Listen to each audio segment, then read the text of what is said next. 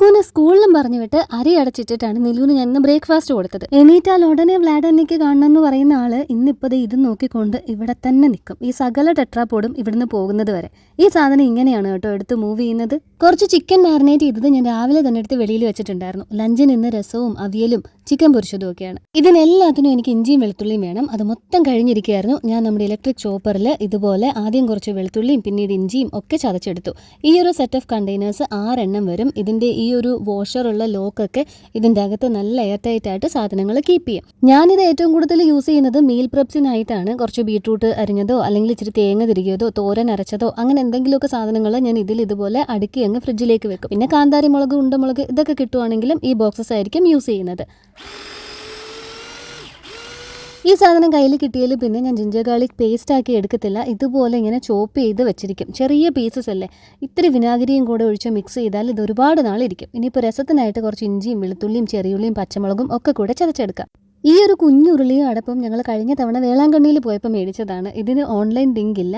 ഇതിൻ്റെ പുറകിൽ എന്തൊക്കെയോ പേരുണ്ടായിരുന്നു. അതിപ്പോൾ ഞാൻ നോക്കിയിട്ട് കാണുന്നില്ല. എന്തോ അണ്ണാമലയെന്നോ അങ്ങനെ എന്താണ്ടൊക്കെ അതിൻ്റെ അകത്ത് പ്രിന്റ് ചെയ്ത് വെച്ചേക്കുന്നത്. കുറച്ച് വെളിച്ചെണ്ണ ഒഴിച്ച് ഇപ്പം ചതച്ച കൂട്ടിട്ട് നമുക്കൊന്ന് വഴറ്റിയെടുക്കാം. ഞാൻ ഇന്നിപ്പോൾ രസത്തിനായിട്ട് മുളക് പൊടിയും മല്ലിപ്പൊടിയും ഒന്നും യൂസ് ചെയ്യുന്നില്ല. രസം പൗഡറും ഇത്തിരി കായവും കൂടെ മാത്രമാണ് ചേർക്കുന്നത് പൊടികളായിട്ട്. ഇതെല്ലാം കൂടെ ഒന്ന് മൂത്ത് വരുമ്പോൾ അതിലേക്ക് അരിഞ്ഞ തക്കാളിയും കൂടി ഇട്ട് കൊടുക്കാം. തക്കാളി ഒന്ന് വേവാനായിട്ട് ലേശം പുളിവെള്ളം ഒഴിച്ച്, രസത്തിന് വേണ്ടത്ര ഒഴിക്കുന്നില്ല, ഒരു ഇത്തിരി ഒഴിച്ചിട്ട് അതൊന്ന് കുഴമ്പ് പരുവത്തിലാവാനായിട്ട് അടച്ചു വെച്ച് വേവിച്ചെടുക്കാം. അവിയൽ ഉണ്ടാക്കാനായിട്ട് അങ്ങനെ ഒരുപാട് കൂട്ടം പച്ചക്കറി ഒന്നും ഇവിടെ ഇരിപ്പില്ല. ആകെയുള്ളത് പച്ചക്കായും പിന്നെ ഈ ഒരു ക്യാരറ്റുമാണ്. ക്യാരറ്റ് ഇനി ഒരെണ്ണം കൂടെ ഉണ്ട്, പക്ഷെ ഒന്ന് മതി. 2 പച്ചക്കായ എടുത്തിട്ടുണ്ട്. എല്ലാം കൂടെ തൊലിയൊക്കെ കളഞ്ഞ് ക്ലീൻ ചെയ്ത് മാറ്റി വെച്ചപ്പോഴേക്ക് ആ കൂട്ടങ്ങ് തിളച്ചു.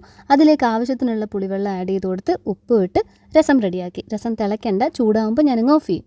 എൻ്റെ ഇന്നത്തെ ബ്രേക്ക്ഫാസ്റ്റിൻ്റെ പരിപാടികൾ തുടങ്ങുന്ന സമയത്തേ ഞാൻ മാരിനേറ്റ് ചെയ്ത ചിക്കൻ എടുത്ത് പുറത്ത് വെച്ചിരുന്നു. ഇപ്പോൾ ഏകദേശം തണുപ്പൊക്കെ വിട്ടിട്ടുണ്ട്. അത് ദേ ഒരു പാനിലേക്ക് അല്പം കോക്കനട്ട് ഓയിൽ ഒഴിച്ച് ഫ്രൈ ചെയ്തെടുക്കാനായിട്ട് വെച്ചിട്ടുണ്ട്. അടച്ചു വെച്ച് വേവിച്ച് കഴിഞ്ഞാൽ അത് കുറച്ച് ടെൻഡർ ആയിട്ടിരിക്കും. നിലുവിന് കഴിക്കാൻ എളുപ്പമായിരിക്കും. ഗ്യാസ് സ്റ്റോപ്പിലേക്ക് തെറിക്കുന്നത് നമുക്ക് ഒഴിവാക്കുകയും ചെയ്യാം. അതങ്ങനെ ഫ്രൈ ചെയ്യുന്ന നേരം കൊണ്ട് ഞാൻ ദേ പച്ചക്കായും ക്യാരറ്റും 2-3 ചുവന്നുള്ളിയും ഒരു അര തക്കാളി ഫ്രിഡ്ജിലിരിപ്പുണ്ടായിരുന്നു. അതും എല്ലാം കൂടെ അരിഞ്ഞ് ഉപ്പും വെള്ളവും ഒഴിച്ച് വേവിക്കാനായിട്ട് വെച്ചിട്ടുണ്ട്. ഇടയ്ക്ക് ഒന്ന് ഇളക്കി കൊടുത്തിട്ടുണ്ട്. ഇപ്പുറത്തായിട്ട് ഞാൻ ദേ ആ നേരം കൊണ്ട് 2-3 പപ്പടവും അങ്ങ് കാച്ചി ഊണിനൊരു ഗുമ്മിരിക്കട്ടെ എന്ന് കരുതി. നിലുവിന് കുറഞ്ഞത് 3 എണ്ണം എങ്കിലും വേണം. 2 എണ്ണം അല്ലാണ്ട് തിന്നാനും 1 എണ്ണം ചോറിന്റെ കൂടെ തിന്നാനും. പപ്പടം കാച്ചി കഴിഞ്ഞപ്പോഴേക്ക് ഫ്രിഡ്ജിലിരുന്ന തേങ്ങ എടുത്ത് അവിയലിനായിട്ട് ഇത്തിരി മഞ്ഞപ്പൊടിയും 2 ചുവന്നുള്ളിയും ഒരു കഷ്ണം വെളുത്തുള്ളിയൊക്കെ ഇട്ട് അരച്ചെടുത്തു. ജീരകവും ചേർത്തിട്ടുണ്ട്. അരപ്പ് ചേർത്ത് പച്ചവെളിച്ചെണ്ണ ഒഴിച്ച് അവിയൽ റെഡിയാക്കി നിലുവിന് ചോറ് കൊടുത്തു. ഞാൻ കഴിക്കാൻ പോയപ്പോഴേക്ക് അമ്മ ഉണ്ടാക്കിയ കുറച്ച് തീയലും നെത്തോലി മുളകിട്ടതും ഒക്കെ കൊണ്ടുവന്നു. നെത്തോലി ഉള്ളി മുളകിട്ടതിൻ്റെയൊക്കെ മുൻപിൽ ചിക്കനൊക്കെ എന്ത്. അപ്പോൾ ഞാൻ ആസ്വദിച്ച് ഊണ് കഴിക്കട്ടെ.